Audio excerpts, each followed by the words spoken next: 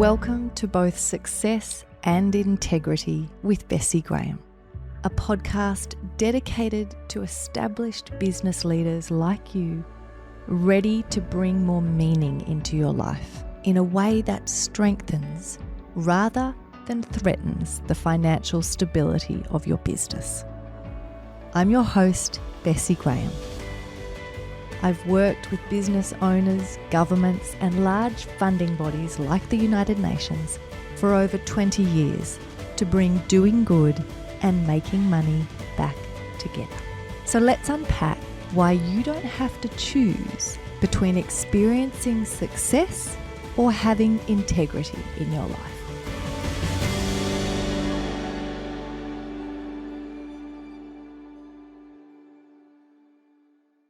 This week, we're diving into the incredibly important topic of purpose, and I've invited Dr. Christine Whelan to join us. She's known as the Happy Professor at the University of Wisconsin-Madison and the Purpose Professor at Emory University. When I read her book, Finding Your Purpose, I reached out and asked her to join us, and I'm so thrilled that she said yes. So welcome, Dr. Whelan. Thanks so much for having me on. It's a pleasure. We have seen when we look online and read about you that you are really passionate about translating academic research into the more actionable aspects that we can put into practice in our everyday life. And that's what we're really keen to get a sense of from you today in the podcast. With just setting a little bit of context for people so you know who we're talking to and why she is someone worth listening to around this topic. Dr. Whelan has degrees from Princeton and Oxford and has been published in New York Times, the Wall Street Journal and the Washington Post, just to name a few. So it is an absolute privilege to be able to learn from her today. Let's jump in because there's many topics that I'm keen to pick your brain on and learn a little bit more from a research-backed exposure really, rather than simply those of us that are living and learning as we go. So to open up the conversation, I want to frame two of the aspects that are really transformations that I'm committed to working with and contributing to with the leaders that I work with. The first is around creating spaces that are for business leaders, established business leaders, but also provide tools for them to really start to experience freedom and fulfillment in ways that they haven't yet been able to through the way that they're operating their businesses and living their lives. And the second is around my desire to change the way businesses are run and to see them having a more positive impact in the world. And I believe from my experience that unless we do the first piece, unless we focus in on the leaders originally and help them be better equipped to show up in the way they lead, it's very difficult to have the kinds of impacts we want to have in our businesses. And so with that work of the personal work, the leadership work, the self-awareness and reflection, we're really seeking out to find that clarity for us as leaders.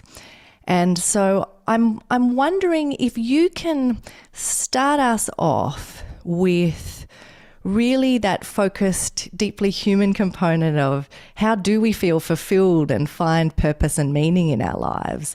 Maybe even as basic as, how do you describe or define purpose? But if we can just come at it from that human angle first up, that would be wonderful if you could jump in.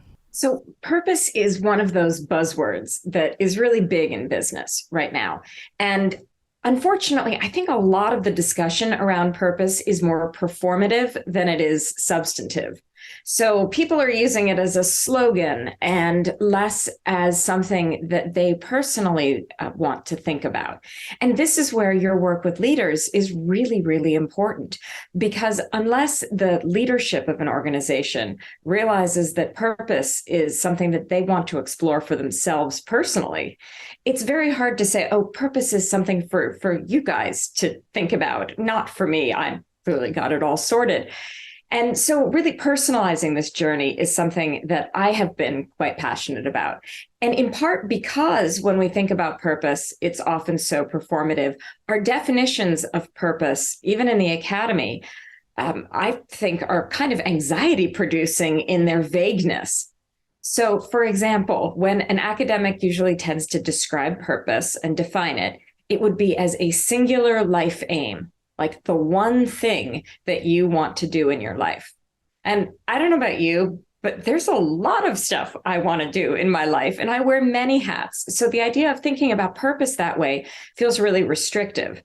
And instead, over the last decade or so, I've worked with tons of folks. I have worked with kids all the way up to folks in retirement, and really tried to bring out a more real and living definition of purpose. And so I define purpose as using your gifts in keeping with your values to make a positive impact on the lives of others.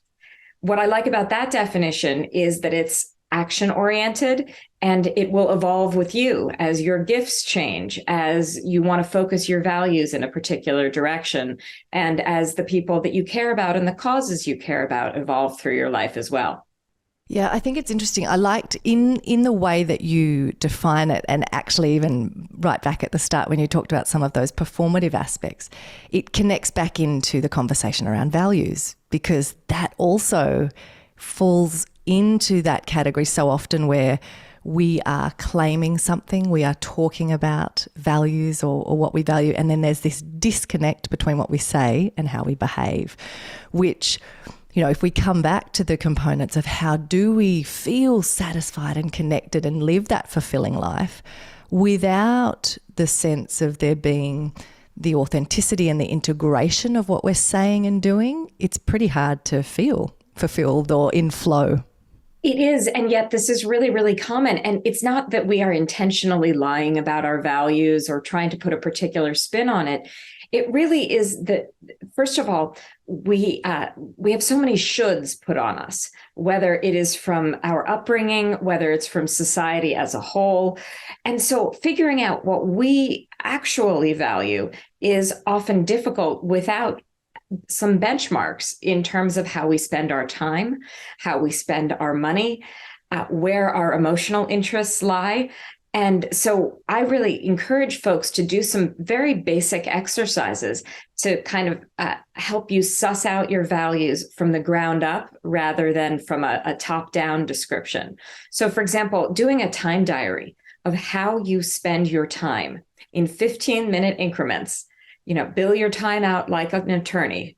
And when you do that, what you can find over the course of a week, and P.S., would you believe I am actually doing that right now this week? I do it every couple years, and I do an updated version of it. And I find it really useful because at the end of the week, I'm a little type A, so I color code the whole thing into various chunks of my life. But what I then see is how I'm spending my time. And then one of two things will happen. I'll either look at it and say, well, that explains why I'm not doing what I am supposed to be doing in this area of my life. And then I'll say, okay, now, is that because I am spending my time in keeping with my values, my true values? Am I living my values, but not articulating them properly? Or am I actually just sort of going through the motions, and do I really need to be putting time into something that is more important to me? So when my kids were really young, I was always behind. I was always underwater with all of my work projects. And when I did one of these time diaries, I realized it was rather simple. I was not working full time by any means. I was spending so much more time with my kids. And that was a wake-up call. And I could either choose to spend more hours on work or to pull back from my paid work for a bit and to go part-time at the university for a couple of years, which I ended up choosing to do because my values, my true values, were guiding how I was spending my time. But had you asked me before I did that, I would have told you that it was all about my professional values. So really kind of checking yourself and looking at those shoulds as we try to balance it is a very important exercise on our path to purpose. Yeah, I think it's really good to have some of those practical tools that you can tap into when you're trying to figure out what is that disconnect that's happening? Because you're right, I think looking at it in those two ways is important, because very often there can be that aspect where you think, oh, but this is what I've said the values are, and the disconnect means you could automatically then try to realign with what you've articulated. But having that second moment of reflection to say, hang on, are the things I'm actually choosing to do telling me something about that the disconnect might be coming in at my articulation rather than my behavior? Because it could be either of those. You know, Gloria Steinem famously said that if you want to know what someone values, look at their checkbook. And now it's probably their online banking app. But the idea is the same. So if you look at where you spend your limited resources, and it's not just time, it's money as well. Also your limited emotional resources. And if you look at sort of where you gravitate, that will give you a pretty good indication of what you value. What's your thoughts on, so the Gloria Steinem example is a good one. And then also when you did that assessment of like, where am I spending my time and how does this reflect with what I value?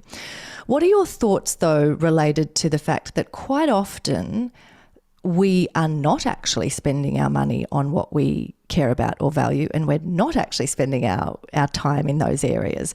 What are your thoughts about how something like purpose, or equally, I know that you work on looking at areas like well-being and people actually defining what success means to them.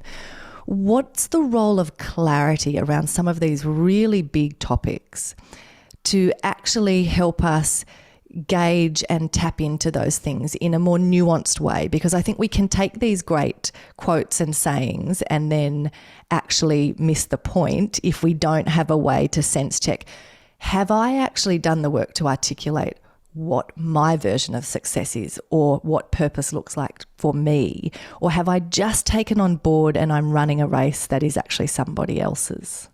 So you're absolutely right. And I would just add right now to the end of each of those statements, because I think a lot of us kind of freak out about having one answer that is going to lock us into something. And to know that our values and our purpose evolve over time. That doesn't mean that we are rudderless. It just means that we go through different seasons and phases of life.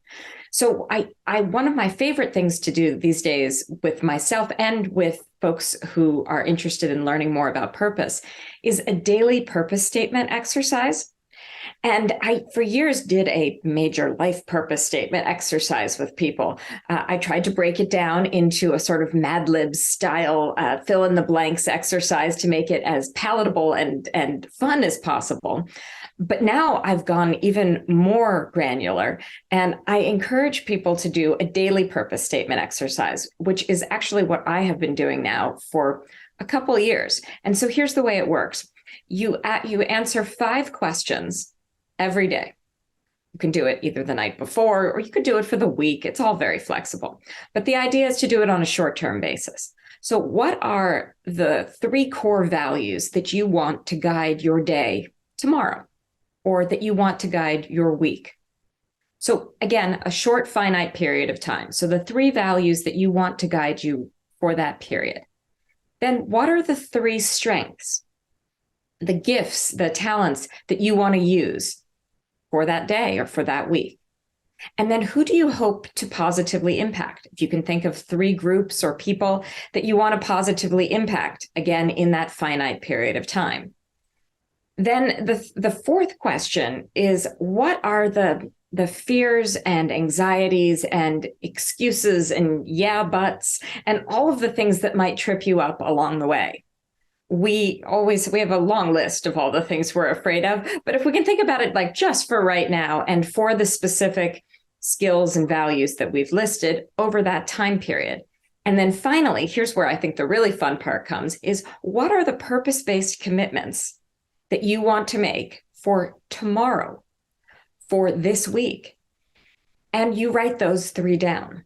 What I have found is by doing these 5 things, and then I put it into 2 sentences. The first sentence is, because I value, and then you insert your values. I will use my gifts for, and then you put in your gifts, to positively impact, and then you put in the impact groups. And then the second sentence is, embracing or understanding my fears and anxieties about, and then, all of the things that you worry might get in the way. I still today, or this week, make purpose-based commitments to, and then you list the 3, 4, whatever things that you want to do. What I have found by doing this exercise is that it's almost a sort of glorified to-do list by the end, because I'm listing the things that I might do anyway. But when I accomplish those things, I know that those things are in keeping with my values. I know that those things that I have done, even small things like making a baked potato bar for my kids with all the fixings, you could just say, oh, that's making dinner. Why do you put that on your list? Well, no, that's actually because I value and want to positively impact my family, and I'm using my gifts of creativity to do that.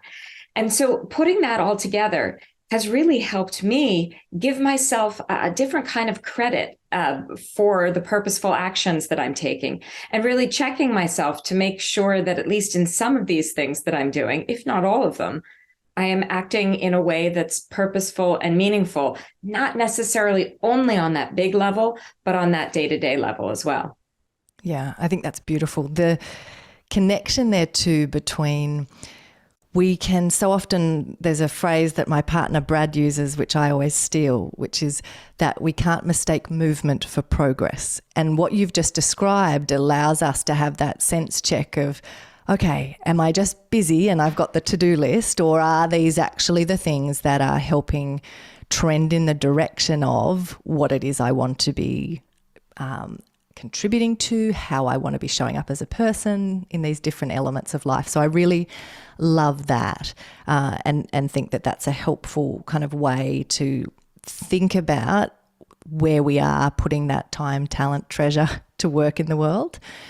The other piece that's really helpful, I think, about shortening or bounding the time frame is, you're so right that we can be actually paralyzed by the hugeness of needing to articulate this perfect, beautiful purpose of, like, what is the purpose of my life, can be quite overwhelming and doesn't actually acknowledge that there's different seasons and chapters of life.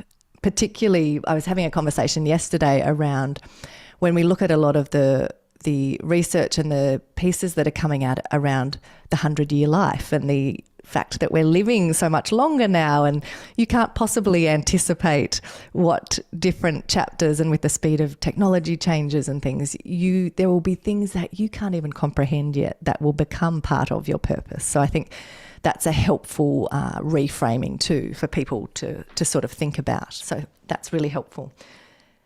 I'm wondering, when I think about these different terms that we've used, so we've talked about things about values, purpose, the components of how these different ideas play out. They're quite massive topics, and often we use a word, but we might mean it in a different way to someone else.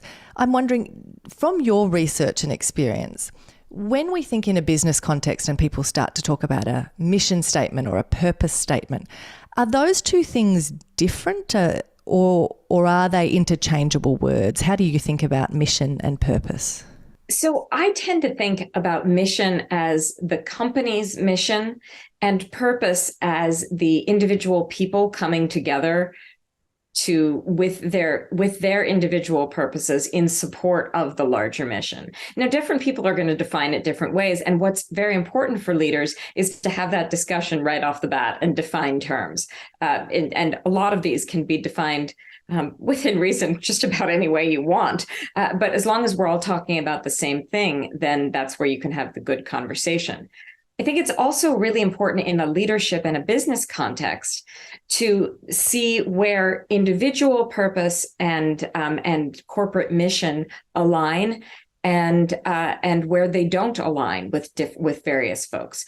So, for example, there's a lot of really interesting research out from McKinsey over the last couple of years that shows that folks in the C-suites, the executives, tend to believe that they're using their purpose and they are working purposefully, whereas people who are on the front lines or in the factories or even in the consumer-facing roles tend to feel like their personal purpose and their jobs are very separate things.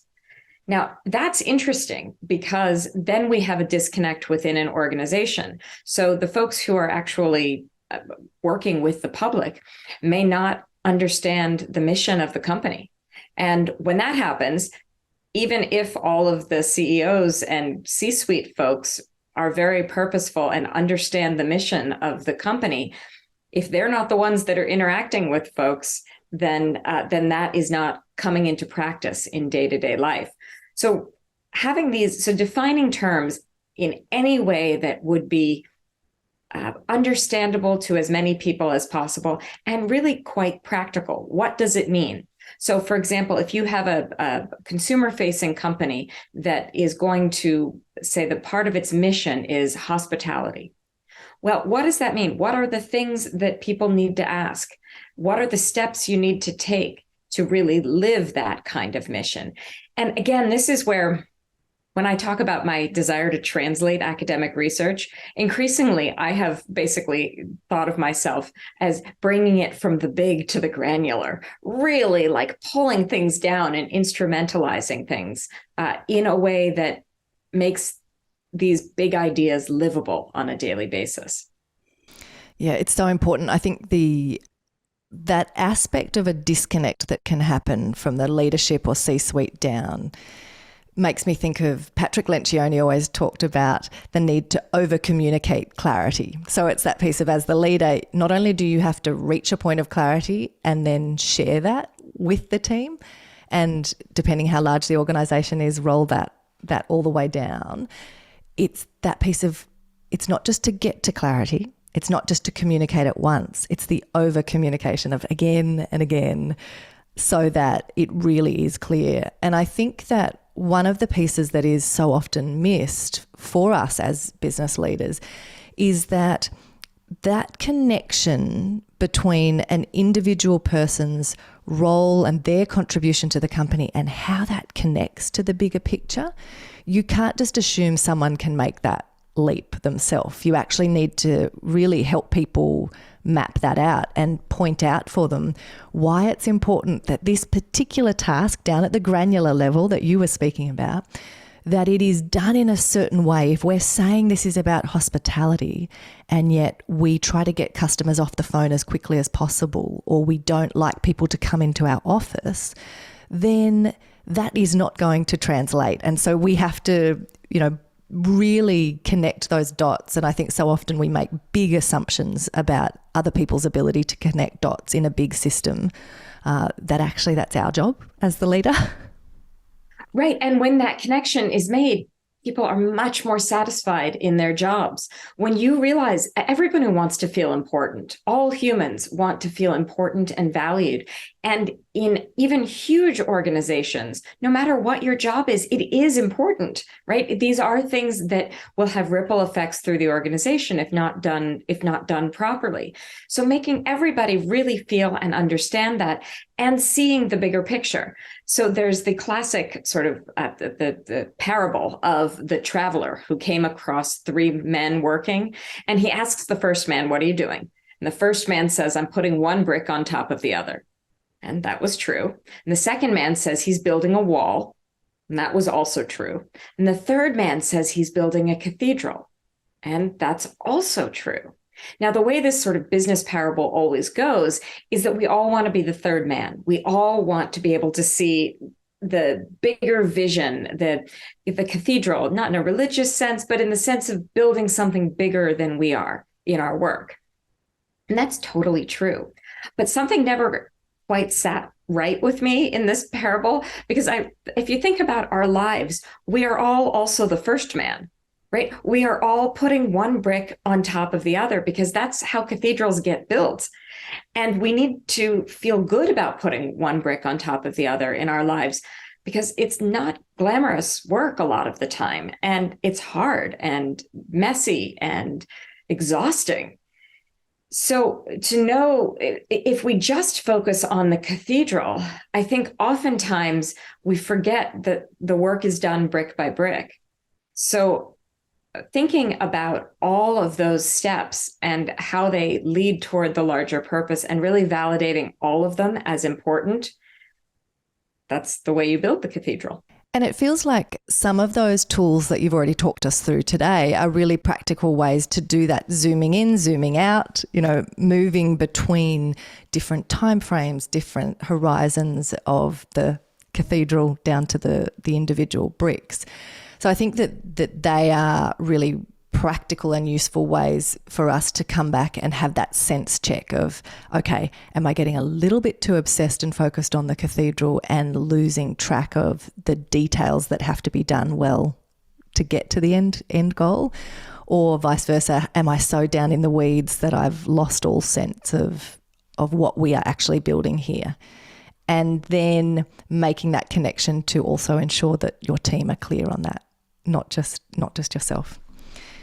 The other piece that this conversation and talking about some of these disconnects and some of these aspects related to individual employees not necessarily feeling that sense of contribution or connection in the same way that someone at the C-suite might be feeling, it takes me right back to one of these fundamental challenges that we have in business around the fact that it's only really been since the 1970s that we've had this very one-dimensional view of business and its role being simply about shareholder value maximization or profit maximization. And so we've had the work of Friedman and then Jensen and Meckling that were starting to talk about these aspects of what is the challenge here and how do we address it. And it just got boiled down to this very unsophisticated aspect that so many business leaders have now taken on board, which traps us in that space of not taking into account a broader stakeholder group, but only taking into account these needs or desires of a shareholder, which robs us of so many things. And I'm wondering, when you think about what we've actually lost in that process and what the benefits of something like purpose are when we bring that back in to make our organisations more human and get the benefits that flow from that. What have we lost? What are the pieces that your research shows purpose can bring us? So first of all, you're absolutely right. It's the human element. If we've lost the human element in our work, then AI is learning fast. And so thinking about that human element of what work brings to us in terms of people and relationships really matters. And that's where purpose does come in. So when we talk about the research on the benefits of purpose, I really love it because I can list off all this stuff and it sort of sounds like I am having an infomercial for like a vitamin or something like that. Guess what? So here's what purpose can do for you. It can. So there's research that shows that having a sense of purpose gives you more energy and more focus in your work. You are more able to accomplish the goals that you set for yourself. You're more able to learn new things. In addition, having a sense of purpose helps your relationships. You have better health. You take better care of yourself. You're more likely to engage in preventative health measures as well. And then even better than that, in the business sense, having a sense of purpose, you also tend to earn more money. Why? In part because of all of the other things. And so if I were to say, there's a pill that'll give you more money, live longer, better relationships, all of these things, you would say, sign me up for that. But really what we're talking about is having a greater sense of that why behind what we do. And the benefit of talking about purpose is that this is not one of those like either you have it or you don't, especially when I talk to young people who are like, oh no, this is like another thing on my to-do list. No, really, this is an opportunity to ask and answer these big questions of what matters most to me. and why does it matter, and then how I can make it happen in my life.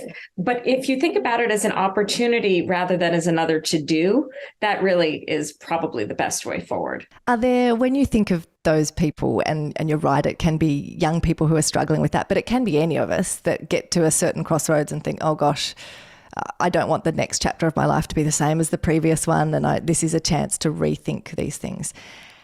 Are there other steps or questions we should be asking ourselves that really help us narrow down and have that articulation that is personal and a deep reflection of us as a unique individual?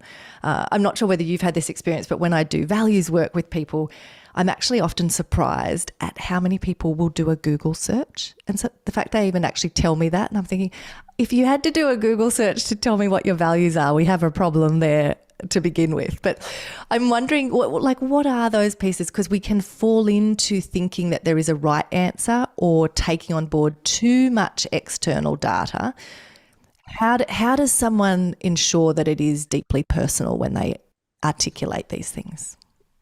So, it's interesting that you say that people Google values, right? Because I tend to put up Schwartz's Universal Values List, which is a research-based list of international universal values. But before I put it up for people in talks, I say, now, if you're the kind of person for whom this is like totally overwhelming, then don't look, keep your eyes down, and think about it yourself. But for a lot of people, having understanding what a value is it's just not something that we talk about in society. So we need a little bit of help along the way. One thing that I do always note to folks is on this list of universal values, happiness is not on there. And that's because happiness tends to be a byproduct of living your values, not a value in and of itself. Because if one of your values is just to pursue happiness, first of all, happiness is one of my least favorite words because, what kind of happiness are you talking about? But second of all, that's like only thinking about the goal rather than about thinking about what matters to you and the feelings that you want to feel. So the other exercise I often help people with is when they can't think about their values, it's the sort of what do I want to feel more of in my life and what do I want to feel less of? And then from there, maybe some of these values can begin to emerge. I have to say, though, that values are such a difficult question for, especially for young adults, that I have now again started to help people saying, just try a set of values for today. See how those go, and really do it more as having these things emerge from trying them on. Try on a couple of values for this week and see whether these really are the values that fit you, rather than committing to a very expensive set of values that in fact locks you in a way that's not really you. Are there some time frames? So you've talked to us about having a look at, okay, what would the articulation of purpose or the values be for today or this week or a short time frame. From your research, are there windows of time where it's actually really useful to revisit or think about these aspects of purpose or values on an ongoing basis? So certainly in times of transition, it's really important to check in with yourself about your values, about the gifts and strengths you want to use, about who you want to impact, and potentially most importantly, the fears and anxieties that are going to come up along the way. Because anytime we are in times of transition, all of our old fears and buts and imposter syndromes and feeling of uncertainty, all of those do tend to rear up. And that also can come up from the fact that potentially we have been living our parents' values or the values that we feel are the correct ones based on the society we grew up in. So first of all, times of transition are a great time to look at this. It depends on what schedule you're on. So for me, I'm on an academic schedule, and I really like looking at this at the beginning of an academic year. And then again, as I head into a summer schedule. I have friends who look at it when they change over their closets from warm weather clothes to cold weather. They have told me that they feel like they have a warm weather and a cold weather sort of sense of values and strengths that they use because they do different things in their lives. I think this is a really personal and kind of cool thing to do. For years, what I used to do was write a letter to myself on New Year's Eve, and I would open it up the next New Year's Day. So not the next day, but a year from then. And I would open it up and sort of write a letter to my future self.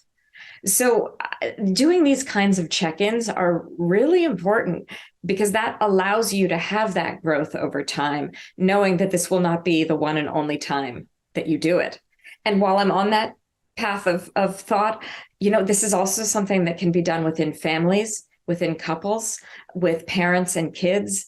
And these are really important conversations to have when you're talking with your significant other about money, because fights about money tend to really be fights about values and how you allocate resources, limited resources, in keeping with those values. That works in companies as well. When you're talking about a budget, what you are talking about is how to allocate limited resources in keeping with the mission and values of the company. Yeah, so true in terms of that. All of these pieces coming back to how do we have confidence that we're making aligned decisions? It is the actually being explicit about this and calling it out and having what can be uncomfortable conversations, but things that need to happen. You touched on there this aspect of strengths, and you've spoken about that a little bit today at different points. When I'm working with leaders and we talk about a strengths-based approach and we drill into wanting to understand their strengths, I always then encourage them to take that next step of saying, okay, now how would you think about creating a platform or an environment where your team and those other people in your organisation could also put their strengths to work in the world? How do you do that same approach related to purpose? So how do we as a leader ensure that we don't just have this really enriching, beautiful, reflective exercise and practice around purpose, but not translate that into ensuring that those who work for us are also doing this work? Are there things that you've seen companies do that work well, things we should keep in mind? So one of my dreams is that everybody would have a purpose statement in their file at work, so that when you have a meeting with your supervisor, that supervisor sees what matters to you in the workplace and what strengths you want to bring out, and then can have a discussion with, are you using these strengths in a way that is meaningful to you? And if so, how can we do that more? If not, how can we engage in job crafting or tweaking things in a way to get everybody to feel more aligned with the mission of the organization?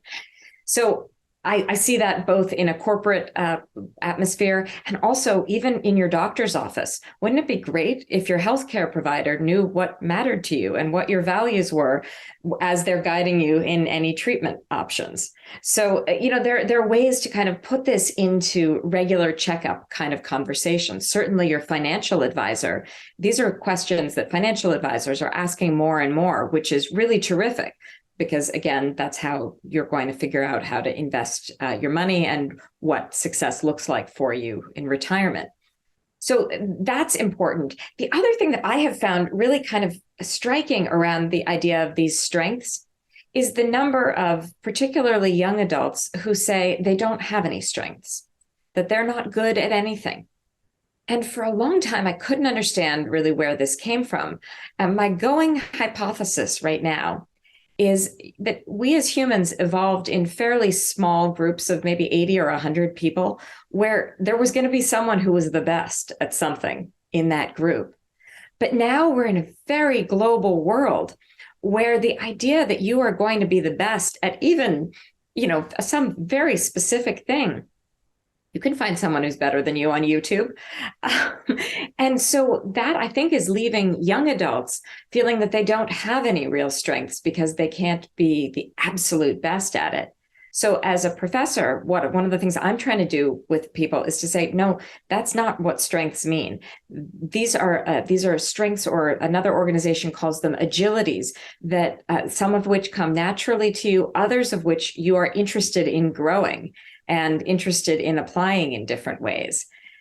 Thinking about it that way, rather than I have to be the single best person on planet Earth, that seems also to be a sort of more psychologically healthy way to have these discussions. Yeah, I had a similar experience I was coaching a group of people in a leadership program, and we did a strengths-based piece. And one of the participants, when we were going through their top strengths that had come out, they had this nervousness around. They said, well, but what if there's someone else in the group who's better, who is more strategic than me? Like, it was this, like, how can I claim that when there might be someone better? And I think you're right. There is the ways that our sense of everything being a competition and someone wins and someone loses have infiltrated into every area in ways that can actually be so incredibly unhelpful, because again, the reflective piece and the self-awareness is saying, no, this isn't you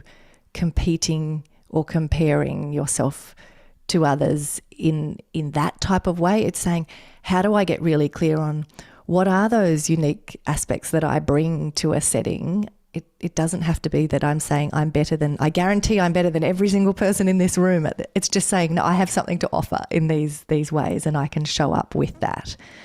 Yeah. And it's an abundance mindset as well. Exactly. It's an abundance mindset that it doesn't have to be a zero-sum game, that I can bring this gift to this organization. And even if you have the same gift, we can work together for both of our benefits and the greater good. Yes. And that whole win-win rather than the zero-sum game, I think really, again, brings all of this back together, that if we're trying to say, how do you bring back doing good and making money into the same business model? How do you start to change some of these mindset pieces that are so deeply embedded in us? It is these exact examples that we've talked through today, and it's looking at drawing out and understanding the purpose of those on your team, so that you can say, okay, if I better understand that and help them connect what it is they're trying to achieve in their own lives and what they care about to what we're doing as a business, that will have flow-on effects that create a win for them and that create a win for us as a business.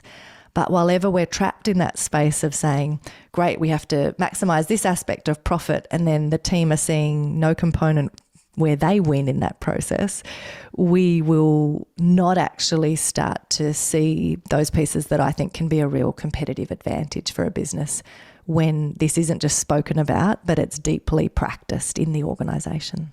I completely agree. And really, that's why when I define purpose, I talk about using your gifts in keeping with your values to benefit others as well, to positively impact others. The way I define it, purpose by its very nature then is pro-social. It's not just about me. It's about using my gifts for others. And the research on happiness and well-being is very clear that tends to make us happier. Now, there are people who disagree with me and say, and you can have a purpose that is selfish. That can be your singular life aim. That purpose won't make you happy. And a business can have a purpose, a mission that is solely for profit.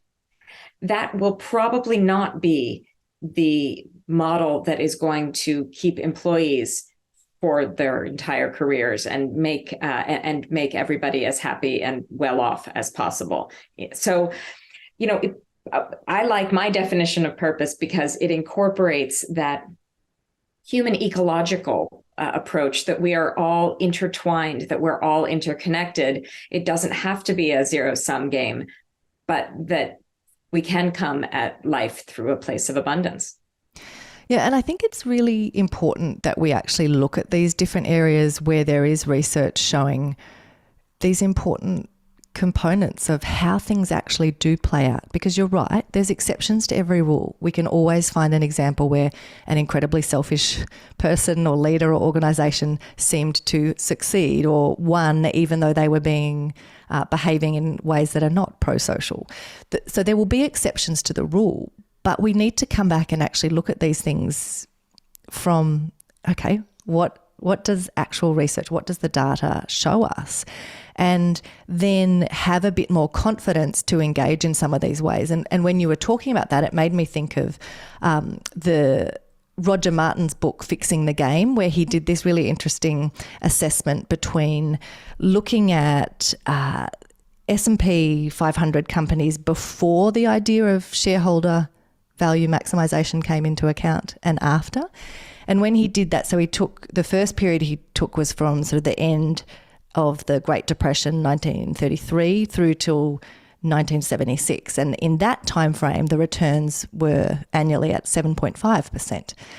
When he then took the time period, the second time period, 1977 to 2010, when that shift had occurred, when there was this obsession and focus on the shareholder value maximisation, returns had dropped to 6.5%. So like, we're not actually seeing, we're talking a big game, but we're not seeing the actual results prove out that point in the way that we so confidently discuss. And so I think whether it's related to a one-dimensional view of business, or whether it's even looking at something like power, that we have taken on these ideas around how power is given to people and have all these opinions, but they don't sit with research that, you know, people like Keltner in The Power Paradox looked at all of these really fantastic components of how do you actually be given power? How does that endure? And they all connect with your definition of purpose. So I think we also just need to come back to some of these pieces that say, it's not just a nice thing to do. It's not just something that if I have time, I will try to behave in this way.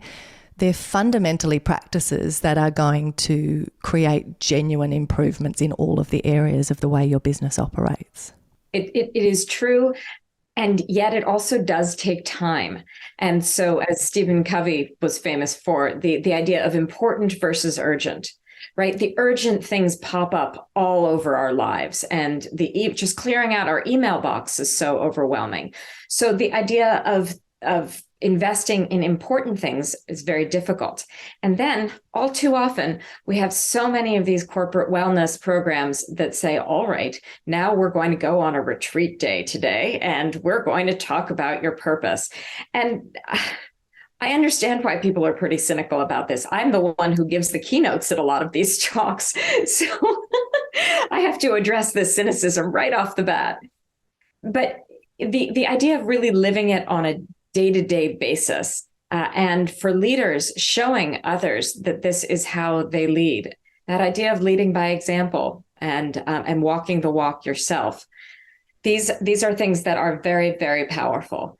So I have personally done all of the exercises that I recommend, and I do them often because at any point when they stop working for me, I realize I need to go in and redo them because they'll probably stop working for other people.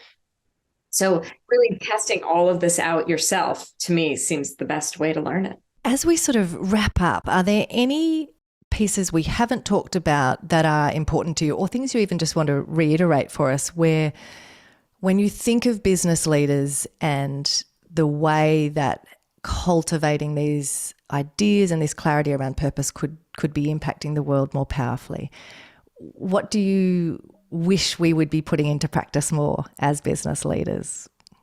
I wish that we could have conversations around purpose in the C-suite, certainly, but not only in the C-suite. I think we have this idea that topics around purpose and meaning are only for those who are educated and affluent and on a leadership track. And one of the things that I have very much wanted to do for years is to really talk about purpose to, quite literally, the bricklayers, to the folks on the factory lines, to folks who are building things and doing things that don't have the same kind of C-suite pay and recognition, but are incredibly purposeful jobs. Because purpose is not a luxury. Purpose is not something that, will come down from the heavens one day either. A purpose is a verb, not a noun. It's something that we do on a daily basis. And I believe that all of our companies will be better off and better served if purpose is something that we understand is part of everyone's everyday life. So yes, that is my hope for companies and leadership and everybody. Thank you so much. Well, if people want to learn more or engage more with your research or the pieces that you're sharing with the world, what's the best way for them to find you? So my website is christinewhelan.com. And my audiobook was an Audible original lecture series from the Great Courses. It's called Finding Your Purpose. And so if you want to learn more about that, it takes you through some of the exercises, and that's available. And then for young adults, I wrote a book called The Big Picture, A Guide to Finding Your Purpose in Life. So there's lots of things out there. I've done a couple TED Talks. I'm very Googleable these days. Perfect. Well, I really encourage people to tap into some of those resources to get more practical, even beyond what we've talked about today, and just think about how you can use clarity around your own purpose, the purpose of your organisation, to really start to bring that freedom and fulfilment back into your work in a way that means your life outside of work and your work itself don't feel like these disconnected pieces that are constantly pulling on each other. So please join us again next week, and I hope this has been a useful conversation.